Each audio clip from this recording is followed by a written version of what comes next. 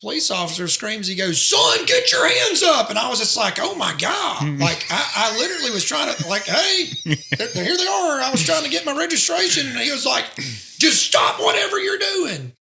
And Kevin adds to the story and was like, dude, what did you do? Like, this guy is mad. Do you remember the guy that stole a bulldozer, drove it across town? I don't know how I missed that one. Hey, everybody. Welcome back to Hayden Alabama Podcast. I'm Philip. I'm Shane. I'm Brandon. Brandon, a.k.a. some of you may know him as CAC. One of our local guys here, great storyteller. So last week, if you saw our episode with Chase, great story, serious tone. We've got some excellent feedback, that really encouraged a lot of people. So we're excited. But today, we're transitioning back to the old lightness. Yep, the old Hayden Alabama some podcast. Humor. So you're going to enjoy that. I'm going to let Shane introduce Brandon and let you guys know who we got today. Well, Brandon and I, we grew up together. We talked earlier about that you know, when I think about Brandon, I think about my childhood. And man, if I spent any time at all at anybody's house, it was at Brandon Canute's because he had the in-ground pool, man. Yeah. That was big money. Well, I don't know if it was big money. I think my mom just kind of threatened my dad with it. He wanted a bass boat, so yeah. It was in Hayden. You either went to Rick Woods, Smoke Rise Pool, that's right, the river, or Brandon Canute's. That's right. And we had pool. a lot of people over all the time. We had a lot of fun though. You know, growing up, looking back at it, I was like, you could have had a boat and had a lot of fun. You could have only carried 2 or 3 people with you. Having a pool, everybody came to your place, and it was just always a ton of people hanging out and having fun and doing stuff. Yeah. So, yeah.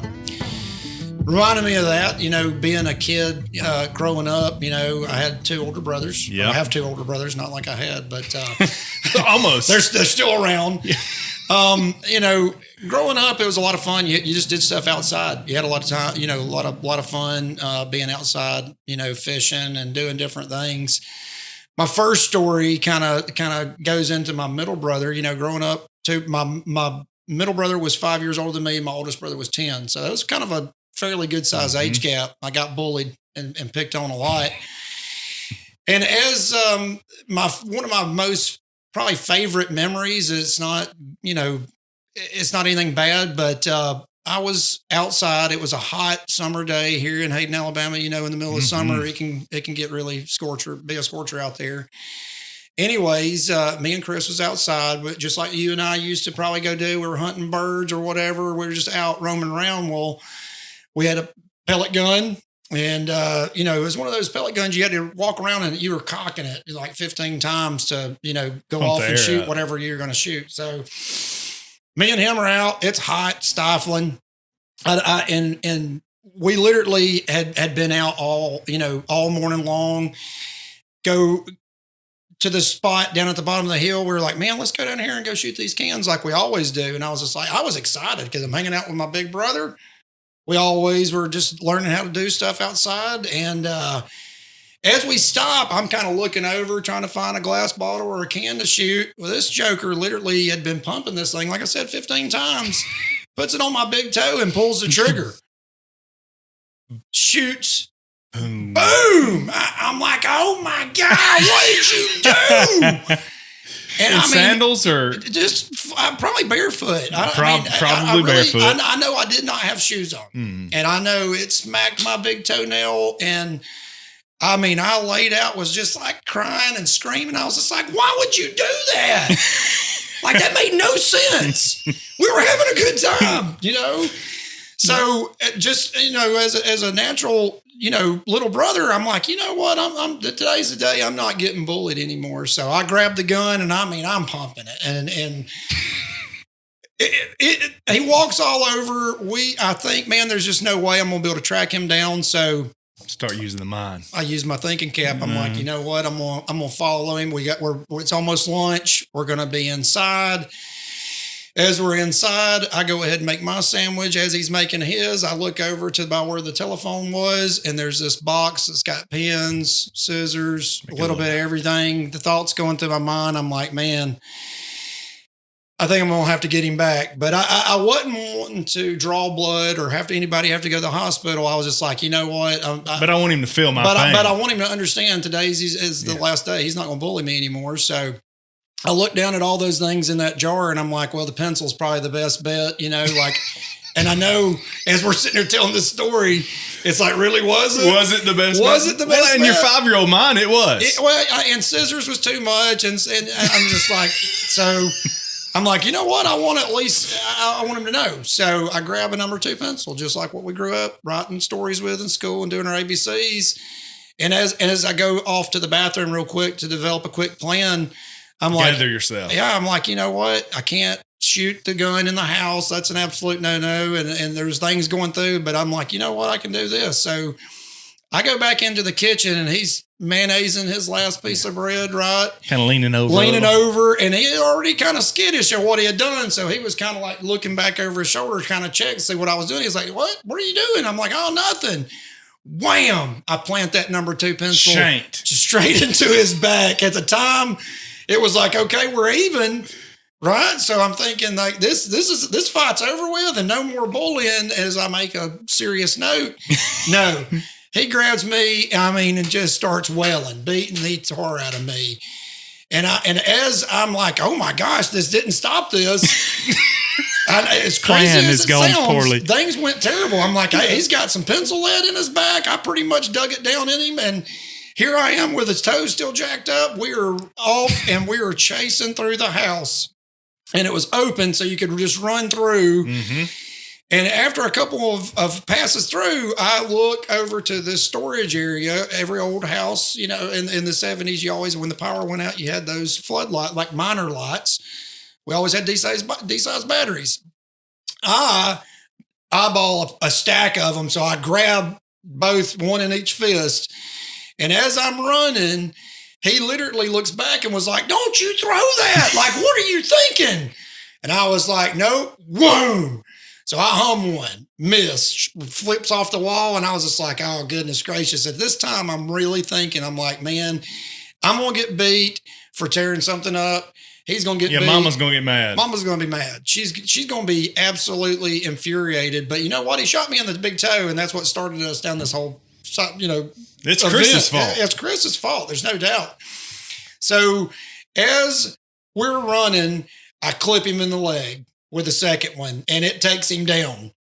And as he was down, I said, absolutely do not, like this is over. And I mean, it is, you got to think a D-size battery hitting somebody in the back of the calf. Like it looked like it stung, and he had a knot on the back of his leg like it stung. So it was a good, fun memory growing up, but it was like also just a way of saying, hey, stand your ground. I ain't saying you got to stab somebody with a number 2 pencil, but I'm just saying, like, stand your ground. Let somebody know that they don't have to be a bully. You ain't going to bully me. No. You stood up that day. Yeah. And to this day, I'm sure Chris knows when he goes and gets his x-rays. Oh, there's no doubt. He's still got pencil lead in his back. That lead shows up back there. For some reason, Mom never carried him to the doctor because we just didn't go to the doctor, when we were young. Like, unless you were missing a limb or in serious need, just didn't get taken. So he still has it in his back to this day. It's kind of a reminder of the David and Goliath story that day. So, yeah. I'm proud of you. I was the little brother, and I finally was like, you know what? This is survival of the fittest, and I'm going to show you today. I'm fit. Yeah. Earned a little respect that day. Definitely. That's right. Definitely. If you're in the market for a new house, I want to tell you about our latest sponsor, Vantage Plus. So they're general contractors. They specialize in new home construction, but also they do some dirt moving work. So clearing land, making roads. Y'all check them out. We'll make sure that we link the website and the phone number in the show notes. We all went to high school together. Yeah. And you shared with me a fun story out in the Coves one night. Tell them about that. Oh, yes, absolutely. So, coming up in the small town, you do a lot of outdoorsy stuff. So, you're traveling, you're doing. Me and a friend that I grew up with named Andy, I'm sure y'all know of him. He had this old 1970 Chevy pickup truck, and it was like grayed out, just gray because it was primer gray. He never wanted to paint it. he never wanted to do anything. That was the paint job that he decided to go with, was primer gray. So anyways, but this thing had like a 383 stroker motor in it, super loud, super powerful. One night he's like, hey, I need you to ride over. You know how it goes. People were like, hey, ride over here with me, right over there with me. Well, there's nothing else to do. There's nothing else to do. And in the Coves, it's probably one of the more remote places of our county. Like there's just, uninhabited. Growing up, there might have been 2 or 3 houses out there. Pine trees and rattlesnakes. Truly is. I mean, but there was a girl that Andy liked, and he said, hey, right out here to my girlfriend's house. But there was a girl. And I'm sitting here thinking, how on earth does somebody live out here? Like we go out here all the time, and I've never seen anything, right? Do they have power out? Yeah, do they have power and running water? Running water? Yeah. I don't know, but it was definitely a good thought because the road was dirt. It wasn't paved. So anyways, for me, I was like reluctant. And I was like, okay, yeah, I ain't got nothing better to do. I'll go over there. Well, as we are pulling up, like he's like, hey, look, we're going to park right here at the end of the driveway. It's a little bit muddy. We'll walk up to her house. I won't be here for 10 minutes, and then we're out the door, right? So as we pull up, and his truck, like I said, it's a 383, so it's loud. I mean, it's like, bah, bah, bah, bah, bah, bah. And so we pull up, shut the truck off, get out, walk across the dirt road. So you're talking about maybe 12 or 15 steps. And then soon as we get to the other side of the road, light comes on. And a guy is standing there with a gun, and he goes, what do y'all think y'all are doing? And I was Andy goes, man, I'm here to see whatever her name was, my girlfriend. And I was just like, oh my gosh, like what on earth are we getting into? This dude said he was coming over to see. This ain't what I signed up for. This is not what I signed up for, and I don't like getting in trouble, so this ain't me. Mm-hmm. So the guy said, I think y'all need to go ahead and leave. We take off for the truck, bail into it. He's no. Fires this. I mean, anything fast don't really run well. That's right. You got to sit there and spend a minute with getting all the fuel to it. So he gets it, and I mean, he pops it down. Gravel is going everywhere. I'm looking over my back like that dude had a gun, and was mad over like from Jump Street, right? Andy's old truck. We get probably 50 feet down the road. Pow! Backfired. Absolutely. But I didn't know it was a backfire. I'm thinking Papa Smurf back here done pulled the gun on us and shot. And I was just like, oh my gosh, what on the world what is happening here? I'm going to die here in the Cove. This is going to be my last night driving around. I'm a good kid. I don't ever get in trouble other than the number 2 pencil. But I'm just saying, like, I haven't been bad since then. And I'm about to get in trouble or die. Well, long story short, we go on down there. Back then, nobody had cell phones. You had to stop, call somebody from you got to understand that communication bridge is not as easy as what it is today. So he stops down the road and he calls and he goes, yeah, that was not my dad. My dad literally just went down there to find out what that loud noise was and talked to him. It was another neighbor that they had evidently cut a road in there. 2 people lived in the middle of the Coves. Okay. So anyways, she talked to him. And the reason that guy was down there is because some kids came through earlier that night and was bashing mailboxes. And y'all are guilty by association. How unlucky could you possibly be? Bad timing. That wasn't the only time that you've had some interesting vehicle times. Yeah. So also kind of off of where the Coves are, there is the road that goes up beside what is now Traditions Ballpark. Right. So it's a road, Rock Springs. That's right. So as you're leaving one end of the Coves, Rock Springs Road is right there. Later in life, down the road, probably in my early 20s, me, a friend named Jeremy, again, riding around, not getting into trouble, but just like, hey, we're going from this point of this town to this point of that town. Well, we had all loaded up in one friend's Tahoe. And as we were going down that road, the friend Jeremy in the back, he has his hand on the tailgate and the glass is up, and he was trying to pull the tailgate up and thought it had latched. So as we're going down the road, we're not going terribly too fast, 20 miles an hour. He's sitting here fidgeting with the thing, he's like, man, I don't think this thing locked. And I'm like, well, let's stop and pull over and figure out a way to get it fixed, right? No more than I'm sitting here thinking, man, I really kind of wish I would have went on home and just started getting to sleep and just call it a night. The tailgate falls and Jeremy takes, like, he's sitting up against it. So he bounces one time and he flies out of the vehicle at 20 miles an hour. And I'm like, oh my gosh, this dude is dead. And if he's not, we're guaranteed going to the hospital tonight. And I'm getting questioned. And I'm getting questioned about the series of events that have just taken place. I'm sitting there thinking, and I'm screaming up to the front, hey, Shorty, stop the vehicle. Shorty, stop. And I say, Jeremy just fell out. And he goes, do what? Like he was listening crystal clear because it made a loud sound. And I said, stop the vehicle. Jeremy just fell out. And as he gets slowed down, and I look up and I'm like, man, we got to get out real quick. I'm thinking we got to run 50 feet back. But as we're running, like we stop the vehicle, and as we take probably 3 or 4 steps out, Jeremy is back on his feet.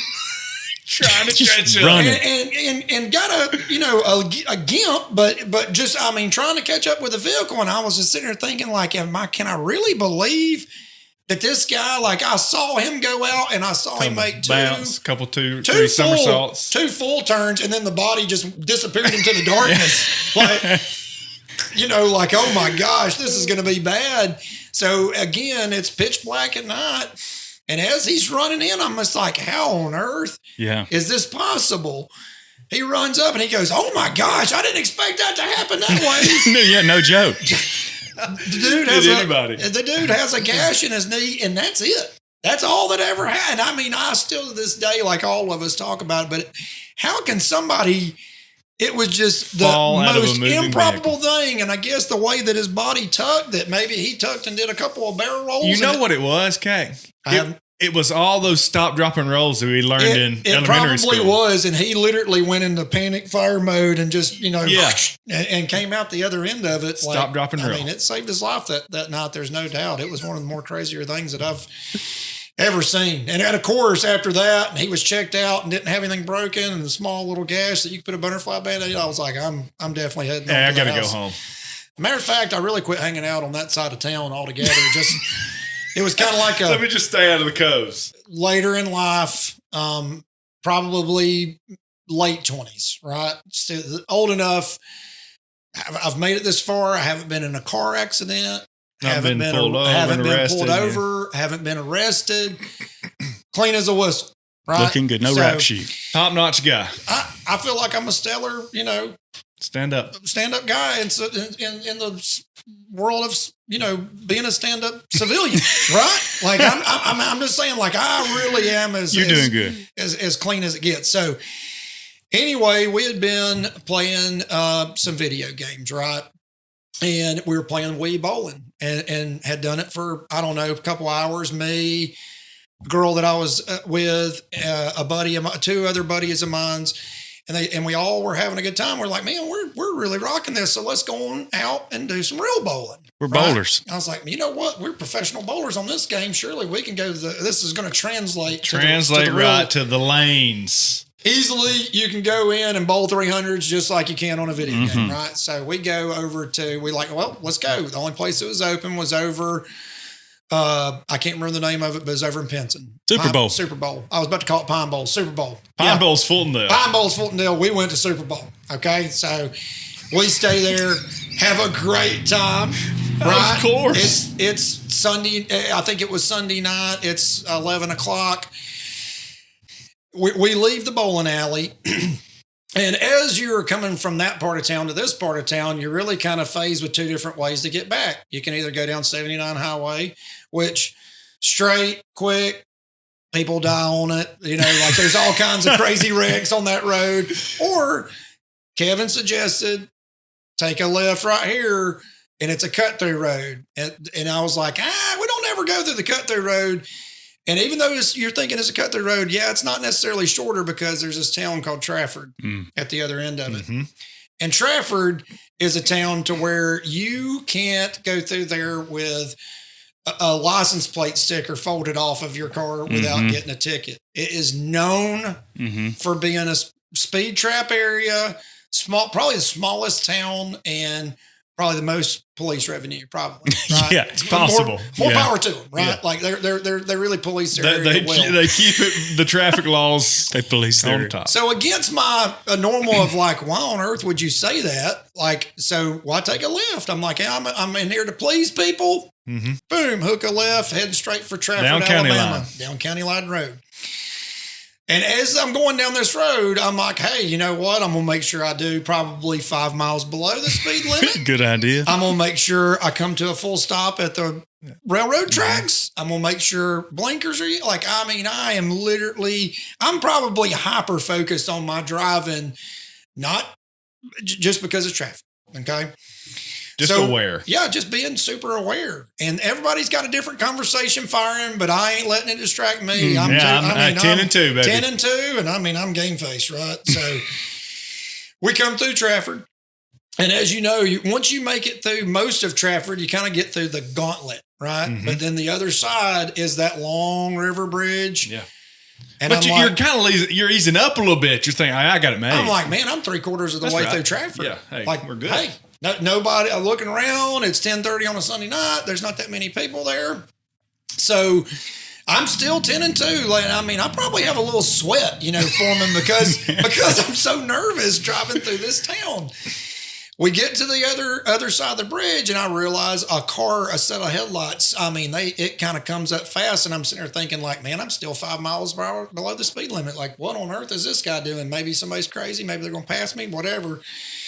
And right as I'm getting onto the bridge, the sway bridge, right? Yeah. I'm like, oh man, y'all hush! I'm trying to quieten the people down because I'm like, whoa, this car's about to do something on the bridge. On the bridge, blue lights come on. Oh, and I mean, I don't, I'm sitting there thinking, man, there is no way on earth the Trafford guys are going to get me today because nothing's wrong. I'm below the speed limit. I'm absolutely paying attention. I've looked at every pebble in the road as I've navigated this last 8-mile pass.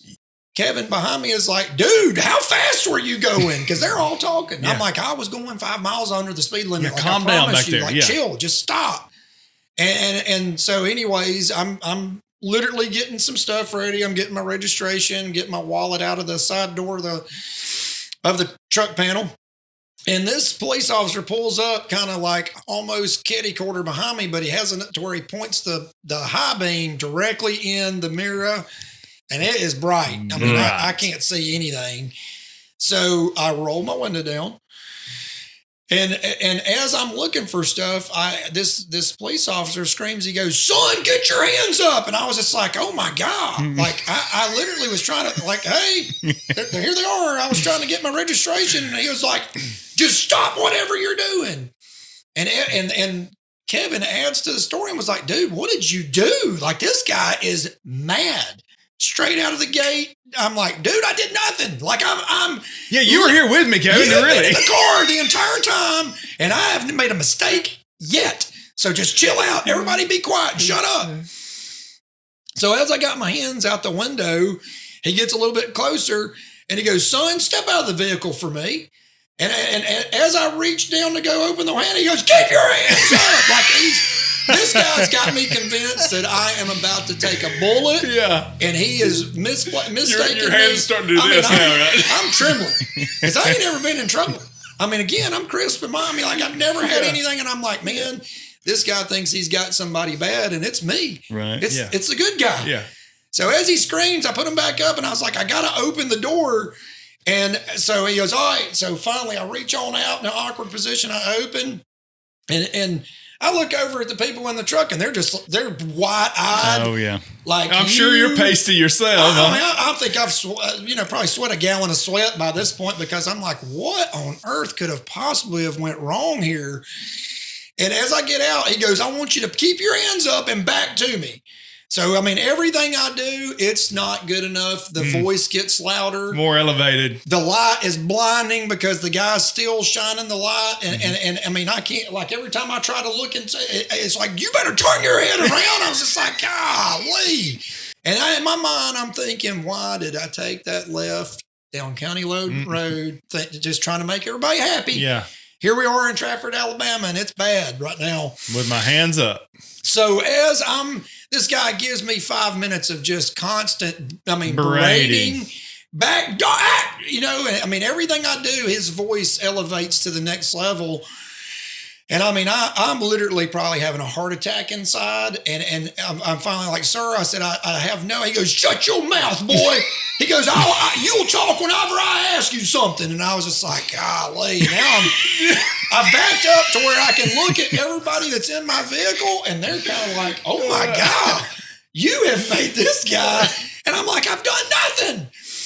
So as I get a couple of feet away, I literally, he goes, all right. Now he pulls the light down and I turn around and it's Jeremy. Yeah. Coleman's same friend. The Coleman. The one that fell out the Yes.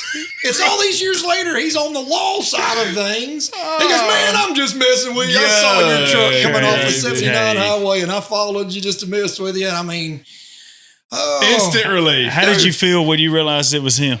I literally, like, all of that stress and angst, it literally came down instantly. I was just like, golly, dude, I can't believe you'd pull a joke like this. Like, that's a good one. Oh, probably man. the best one I've ever had best. pulled on me. But my Lord, you had me about to pee on myself because I knew that I did not make those mistakes deep down, and you mastered your voice perfectly. And the people in the car didn't know. Not at all. Nobody did. Nobody once said, hey, that's Jeremy. That's him right there. Jeremy didn't know, though, about, how you deal with bullies. Oh, no, not at all. Like me and him He didn't know about the number 2. Me and him grew up playing baseball. He didn't have any older brothers or sisters. So He didn't know he was fixing to get the number 2, did he? He didn't know. I was just like, golly, but at the moment that you realize it's a joke, Oh, man. Good for you. all that tension, all that just angst, it just instantly went, boo. And it was like, golly, that might have been the best prank ever played on me. I wanted to be mad and I wanted to choke him, right? But I was just like, you got me. That was good. And in the area that it happened in, Couldn't have been a better place. Couldn't have been a better place. Are you in trouble? Well, we hope you're not. But just in case you are, we know a good lawyer. Whitney Island here in Hayden, Alabama has law services. Or maybe if you're not from Hayden, I'm sure she'd be happy to hear from you. So check her out at islandlaw.com. We appreciate Whitney and her sponsoring the show. You know, it's warming up as the time we're recording this. So here we're almost at the end of March. It's warming up. And you told me that you had a humdinger fishing story. Oh, yeah. So I don't know, 10 years ago, one of my vendors, a buddy of mine, said, hey, let's go fishing. Mm-hmm. And I'd put him off for, I don't know, probably a month. He said, man, I got this perfect fishing spot. It's over at this lake where it's almost you're guaranteed to catch 5-pound bass all the time. Private, gated community. So it's really kind of tough. It's a privilege to get to go there and fish it by all means. And I was excited. I was looking forward to it. So we get up, we go over, we drop this boat off in this private ramp. I'm thinking, man, there's not a single person out on the lake. Matter of fact, the only people that are there is some yard crews doing some landscaping around some of the houses in the neighborhood. We get out there, perfect day, catch a bunch of 5-pound fish. And I think I caught probably the biggest fish I've ever caught came out of that lake. But what made it such a memorable day is going back to the landscape crew on the side, right? So it was an all-day outing. So later in the afternoon, we had been watching these guys trim leaves, rake leaves, trim bushes. I mean, they were working on it pretty hard. Well, me and my buddy was talking, and as he's talking, I'm looking. I'm like, man, they are working hard on that yard, and it's a nice house. It's probably, 300-400 yard front lake lot area. This guy that had been raking these leaves all this time, he has a 6-foot pile of leaves and sticks and just all the stuff that he was cleaning up. I'm thinking they're going to bag it up, take it off, do something like that. No. This worker, he goes and gets one of their gas cans. And I see him. I'm like, oh, okay, well, they're going to burn it right there. No big deal. You think a couple of sprinkles of gas. I mean, it's their dry leaves. He must have shook the whole 5-gallon can out on this. Man. Oh, man. I was just like, what is this guy doing? Like this, I'm starting to get a little nervous. You're nervous yourself, right, it's just like in the Trans Am. Like, I mean, I'm sweating it over here. You know, I'm not fishing anymore. I really wasn't. I really wasn't paying attention because my eyes are on this guy, and I was like, this ain't good. Well, after he empties the whole entire can, I'm thinking, well, maybe he's going to make a trail over to the side to where he can do this safely. This guy goes and throws the can 20 feet behind him, and I literally. At that moment, we're probably about 150 yards off of the bank, 200 yards off the bank. I'm like, oh my gosh, he's not going to lay that safety trail. Like, this is bad. And I see him reach down in his pocket, and he goes to get a lighter. And I mean, it was almost like I could have eagle vision, and I was this close to that guy because I saw the sparks on the lighter. Whoom! A fireball, probably 20, 30 feet round and probably 10 feet. Just black smoke billows out everywhere. And I was like, oh my gosh, that was a reality. Like, I cannot believe it. I just watched somebody die. I watched a dude get killed directly in front of me. And my buddy, we were talking about it. And he's like, dude, that guy's laying on the ground 20 feet away. I was like, we're out here in a private community. There's nobody else. I'd seen some other workers, but we ain't seen them for the last 10 minutes. We just seen homeboys shaking the gas can out all over this pile. So he gets the boat fired up, we head over to the bank. The guy starts moving around. Well, thank the Lord for that. I was like, oh my God, he's not dead. Like, I was guaranteed this guy, that just as sure as I knew it, he was either burnt or dead. Yeah. And he was neither one of them. He had some burns on him.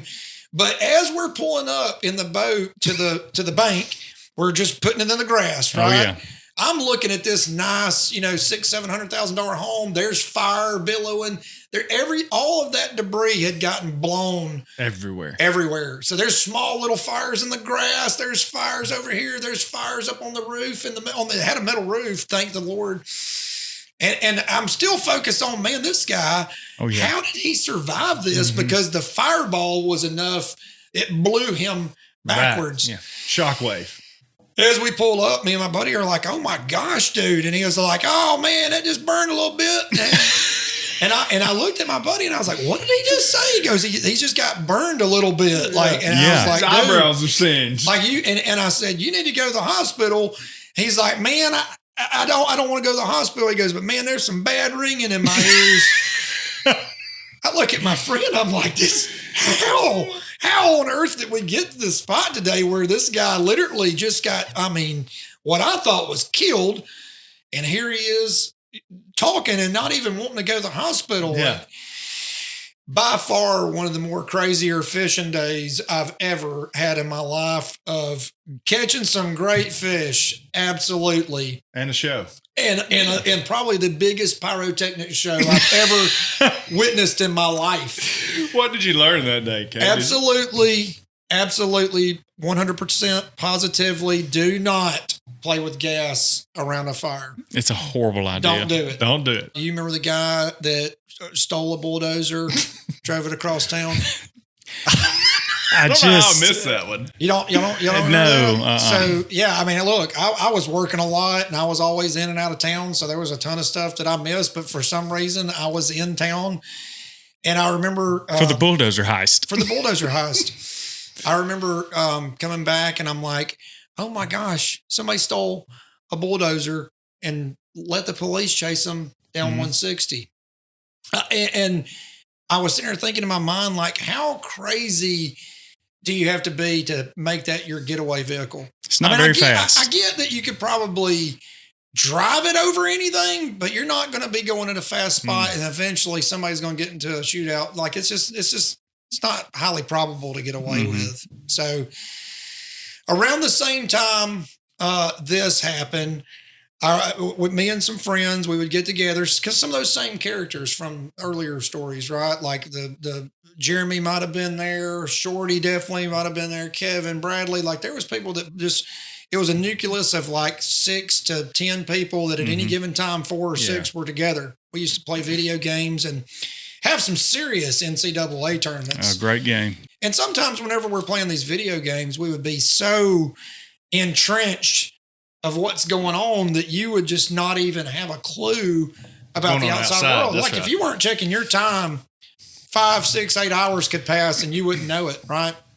So there's this one night, and not too long after the crazy bulldozer story. Just fresh on your mind. Yeah, I mean, it's just one of those things. It's like, man, there is some wild, there is zero crime in Hayden, Alabama, right? But for this one summer, there's a couple of weird instances that maybe everybody kind of like, what's going on here, right? Like there's full moon or something. Things are changing. Yeah. Things are changing. Maybe some new folk are coming in here, right? Anyway, we're playing our game, and Kevin comes in the door. We'd been there for, I don't know, like I said, 6 to 8 hours.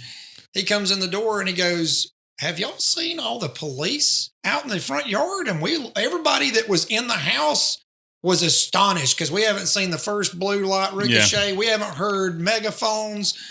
And he goes, there's 20 police officers outside. And I was like, there is no way. We would have heard something. We get up, we walk outside. Sure enough, it's more than Blount County had at the time. It was probably Blount, Jasper, Coleman. I mean, there was probably multiple agencies. Warrior for sure. Everybody had convened on the parking lot right in front of the elementary or right in front of the middle school. What we noticed is they're all closing in, and there's a really strange character that literally is hopping through the woods, and they were like, hey, look, this is the guy that they're after right here. Yeah. Now's our time. We were literally fresh off of video gaming. We're thinking, oh my God, this guy full sprint is, I mean, he's outrunning them. I mean, there's 15 people chasing one dude, and he is, I mean, he's giving it everything he had. Destin said, hey, I'm gonna leg sweep him. And I was like, I'm going to get the leg sweep. Citizens arrest. I'm over here thinking, man, I do black to blue, and they're good people, but man, I'm not getting involved in the police this ain't just 1 or 2 police officers. There's 15. Yeah. And they're all just, I mean, hustling it down the stretch of road. And you couldn't have drawn it up like it was better in your mind. The guy comes to the front step of the house of the one that we were in. And as he turns around and he's going back to behind the school, there's a side door, right? Destin, this is my time. I'm going to get him. And I was like, what in the world is all over that guy's, like he didn't have a shirt on. He had some just shorts and he was barefoot. Like this guy had gotten out, like he had just came off the lake and was just full running.